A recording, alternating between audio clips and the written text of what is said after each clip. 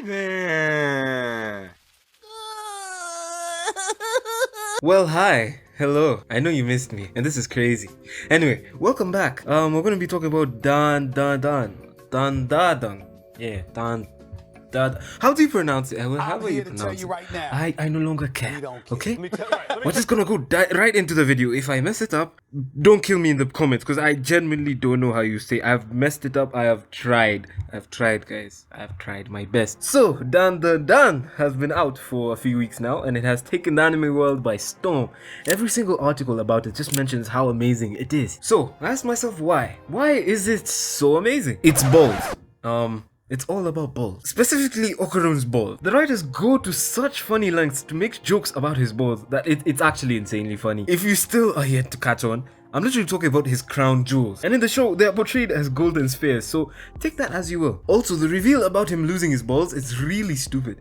But it's also funny. But I don't want to go in depth, just in case one of you guys wants to watch the show. Also, to add to that, the whole show is literally a parody of JJK and One Punch Man plus Chainsaw Man. And when you do slap all that together, you get a golden sphere that we lift up, literally like Simba, and present it to the world as Dandadan. Dun. Yeah, you get me. So, fun fact, the creator of the show, I'm not gonna try to say his name because I will literally butcher it, was the assistant writer to the creator of Chainsaw Man. So that's basically where we see all the cheesiness come from, and also why they give off such relatively similar vibes. So basically, the reason why the show feels so fresh is because of how unserious it is. It doesn't ever put itself in a situation where the dialogue is overly dramatic or pushing any lessons. It's here for gags and to give you an entertainment for the few minutes each episode is. This unseriousness means you don't really have to pay too much attention to what happened in the last episodes, because you may very easily piece it all together. And that's not to say that the story is lackluster. No, it definitely is not. It's just easier to understand. If we literally compare it to animes like Attack on Titan, story-wise, it doesn't even come close to holding up that caliber. But the very issue with having such a high caliber of storytelling is that entering that world is actually work on the viewer, who has to pay attention to every detail in dialogue, or else they will miss something very important. An example of this is the dialogue when Reiner and Bertel were about to reveal themselves. If you weren't paying attention for those few 3 or 5 minutes, you would have completely wondered, oh whoa, what's going on? Why are these guys transforming? Although there were subtle cues given way before that. From season 1 all the way till there, we got subtle cues that maybe, just maybe, these two could be Titans. And to add further to my point, when writing something with fewer storylines and characters wrapped inside it, well, it's obvious that you would very easily just get into the thick of it without getting confused on why some characters' motives have changed suddenly, on why there are several behavioral changes. Let me present to you an example of Game of Thrones Season 8, whose writing just couldn't stick to any wall.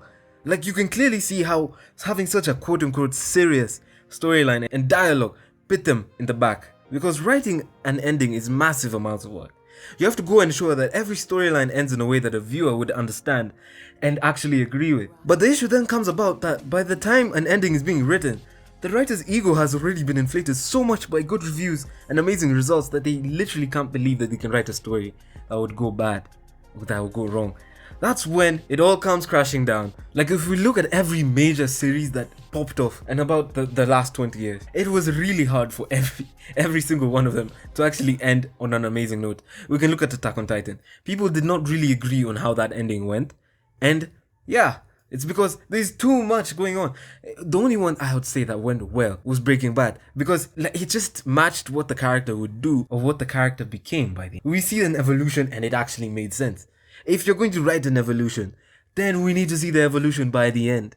You don't just cut it off like Game of Thrones Season 8, where Jon just randomly just came. This guy used to be a shining light. He would just speak up whenever.